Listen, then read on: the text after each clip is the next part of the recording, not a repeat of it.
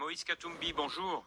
Bonjour. Vous promettez de mettre fin à la guerre qui sévit à l'Est depuis 30 ans, mais si vous êtes élu, qu'est-ce que vous ferez de mieux que Félix Tshisekedi pour redresser la situation militaire? Vous savez, j'ai d'abord un programme pour redresser la situation militaire parce que M. Tshisekedi a oublié l'armée.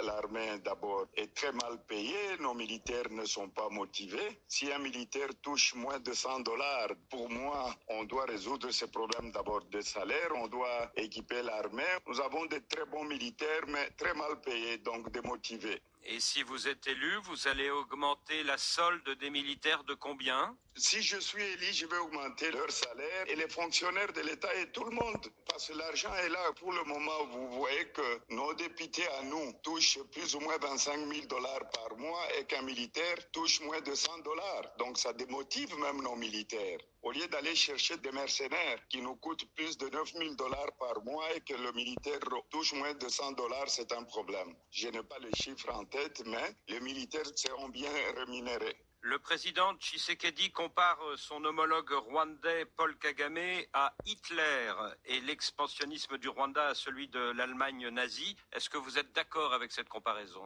Vous savez, moi je crois le plus important pour nous, si nous avons une très bonne armée, si notre armée est respectée, les pays voisins vont aussi nous respecter parce que pour le moment le problème c'est quoi? Nous avons un président qui pleure chaque jour. Ce n'est pas en pleurant ou en attaquant qui que ce soit Kagame ou aux autres, il faut passer à l'action. Si quelqu'un me provoque, je dois me défendre. Donc pour moi, ce qui est important, c'est avoir une efficacité. Donc l'armée doit agir, on ne doit pas pleurer, dire la faute est à l'autre. Non, on a tellement pleuré qu'on ne nous respecte plus. Si vous êtes élu, vous promettez la fin de la pauvreté, mais justement, Moïse Katumbi, la gratuité de l'école primaire, est-ce que ce n'est pas à mettre à l'actif de Félix Tshisekedi sur le chemin de la lutte contre la pauvreté? Monsieur Boisbouvier, la gratuité n'existe pas. Comment voulez-vous? Je vous donne l'exemple de la ville de Kinshasa. Le salaire d'un enseignant, c'est 247 000 francs. C'est plus ou moins $85. Le loyer d'un enseignant est de $80. Donc, il lui reste $5. Donc, cette gratuité n'existe pas. Les enfants sont chassés à l'école et on est encore en train de rançonner le parent. Et tous ces enfants sont chassés de l'école. Donc, partout où je suis passé pendant la campagne, j'ai posé la question si la gratuité réellement existait au Congo. Elle n'existe pas.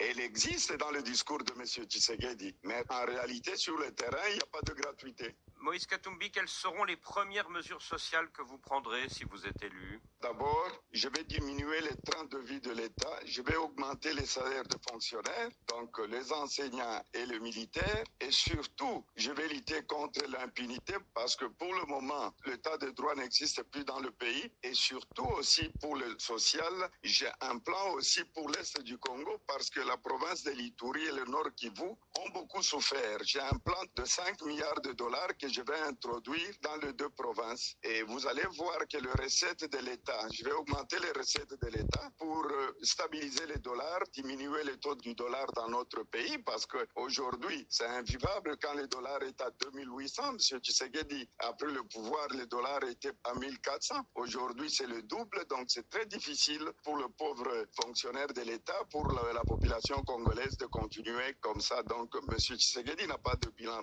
Moi, quand je serai président de la République d'abord, je vais aussi donner de l'électricité à la population parce que pour avoir une économie forte, nous avons le barrage d'Inga, nous avons plusieurs centrales hydroélectriques. On ne peut pas développer le pays s'il n'y a pas de l'électricité.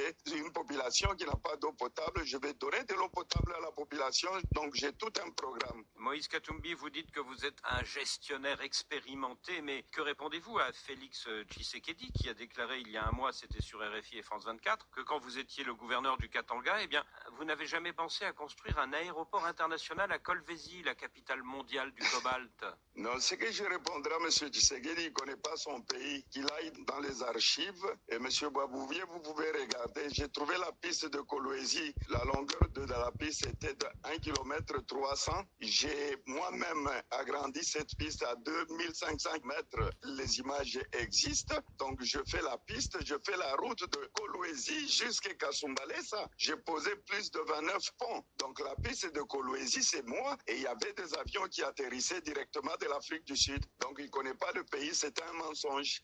Depuis votre entrée en lice, Moïse Katumbi, vous avez bénéficié du désistement de 4 candidats, dont Matata Ponyo et Délice Sanga. Mais il en reste plus de 20 candidats. Du coup, dans cette élection à un seul tour, est-ce que le sortant, Félix Tshisekedi, ne part pas favori? Mais vous savez, le candidat le plus faible aujourd'hui, c'est Félix Tshisekedi. Regardez mes images comparées aux images de Félix Tshisekedi. Moi, j'ai des candidats qui m'ont rejoint, des candidats très valables, qui sont venus parce qu'ils savent nous devons reconstruire ensemble le Congo. Donc, pour moi, que ce soit quand on était parti en 2018 à Genève, Tshisekedi était parti avec Kamere, Martin Fayulu était resté avec nous, Kabila était avec d'autres. Donc, dans notre camp, nous sommes le gagnant. Et nous allons gagner ces élections parce que la population, il y a un rejet de la population vis-à-vis de M. Tshisekedi. Le vrai opposant de M. Tshisekedi aujourd'hui, c'est la population congolaise parce qu'il n'y a pas de bilan. Il n'a rien fait. Aujourd'hui, il continue à s'attaquer à moi, soit disant que j'étais le candidat de l'étranger parce qu'il n'a pas un bilan à présenter à la population. Quand il dit, là,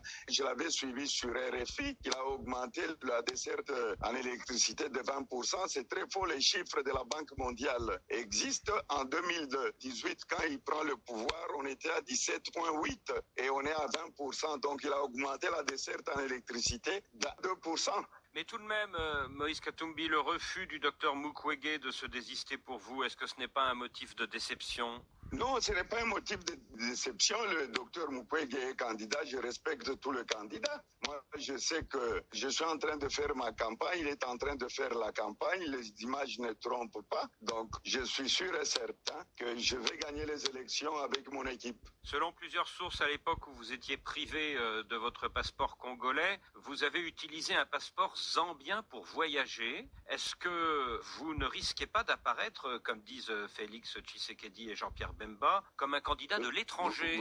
Vous savez, c'est un débat de caniveau. Je n'ai jamais pris le passeport zambien. J'ai la lettre du ministre de l'Intérieur de la Zambie qui est sur Internet, qui a été même réceptionnée à la Cour constitutionnelle. Est-ce que le passeport de Katumbi, c'est ça le bilan de M. Tshisekedi? C'est un débat de caniveau. Je n'ai jamais eu le passeport zambien. Je n'ai jamais voyagé avec le passeport zambien. Donc, cette histoire, c'est un mensonge. Monsieur Mbemba lui-même, son père était portugais, il a la famille portugaise. Moi, je ne vais pas renier mon père à cause de la politique. Alors, le 20 décembre, le président de la CENI, la commission électorale, Denis Kadima, promet que les élections seront transparentes. Est-ce que vous lui faites confiance? Vous savez, nous espérons que M. Kadima va respecter sa parole. Pour avoir la paix dans ce pays, il faut avoir de très bonnes élections. Si c'est les mauvaises élections, ça va diviser le pays. Et partout où je passe, je demande à tous nos partisans, à toute la population congolaise de dormir sur le bureau de vote jusqu'à la fin du dépouillement et de compter les voix bureau de vote par bureau de vote. On n'acceptera pas d'autres résultats. C'est le résultat qui seront affichés sur chaque bureau de vote. Moïse Katumbi,